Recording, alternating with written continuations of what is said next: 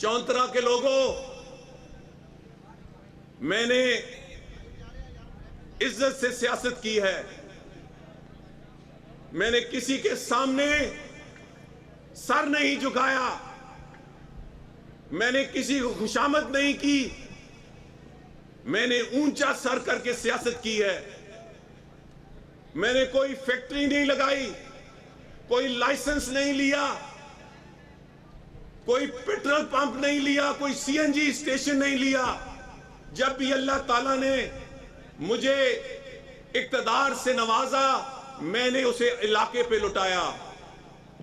आज ऊपर अल्लाह ताला को गवाह बना के कहता हूं, नीचे आपको गवाह बना के कहता हूं, एक जायजा लें। सन 85 से लेकर आज तक यहां कोई सड़क पक्की नहीं थी, सिवाय ये छोटी सी सड़क रवात से लेकर रनोत्रे तक। यहां बिजली नहीं थी, चंद गांव, 4-5 गांव को छोड़कर। यहां स्कूल नाम के थे, यहां सड़कें ना होने के बराबर थी। आज चौंतरे वालों, मैं बावजूद खड़ा हूं आपके सामने। यहां आस्तीनें चढ़ाकर तो हर कोई तकरीर कर सकता है, मगर आप गवाह हो।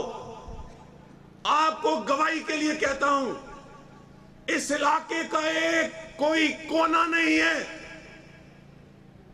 जहां मेरी खिदमत का निशान मौजूद नहीं है।